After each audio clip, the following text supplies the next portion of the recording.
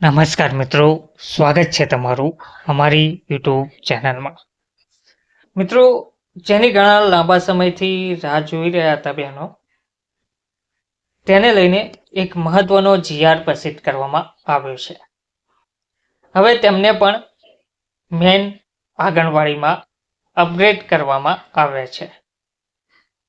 રાજ્યમાં કાર્યરત હોય તેવી આંગણવાડીઓને હવે મેન આંગણવાડીઓમાં અપગ્રેડ કરવા બાબતે આ મહત્વનો જીઆર પ્રસિદ્ધ કરવામાં આવ્યો છે.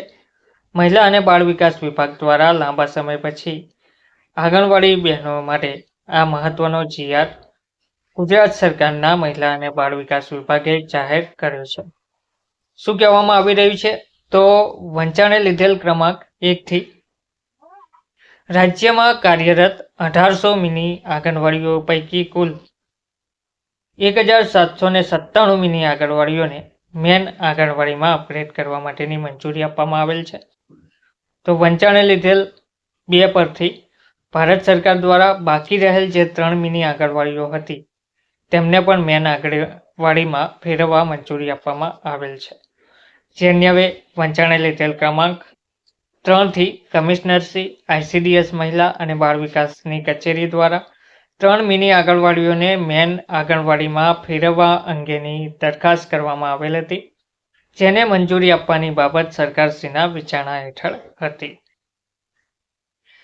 તો ઠરાવ શું જાહેર કરવામાં આવ્યો છે? તો પુખ્ત વિચારણાને અંતે રાજ્યમાં 1800 મિની આંગણવાડીઓ પૈકી બાકી રહેલ 3 મિની આંગણવાડીઓને એનેક્સર મુજબ મેન આંગણવાડીમાં અપગ્રેડ કરવા માટેની મંજૂરી આપવામાં આવેલ છે. સદર 3 મિની આંગણવાડીઓને મેન આંગણવાડીઓમાં ફેરવતા કુલ 3 આંગણવાડી તેડાગરની માનદ સેવા લેવા બાબતે તથા મેન આંગણવાડીની જોગવાઈ મુજબ મેડિસિન કીટ, ફર્નિચર, વહીવટી ખર્ચ વગેરેમાં વધારો કરવાની પણ આખરી મંજૂરી આપવામાં આવેલ છે.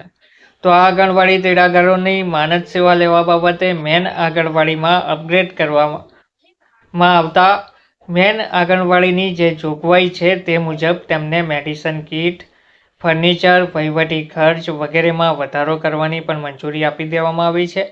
આ ઠરાવ વિભાગની સરખા ક્રમાંકની ફાઇલ પર નાણાં વિભાગની તારીખ 16/10/2025ની નોંધથી મળેલ મંજૂરી અન્યવે બહાર પાડવામાં આવેલ છે, જેની નોંધ લેવા વિનંતી કરવામાં આવી રહી છે. ધન્યવાદ.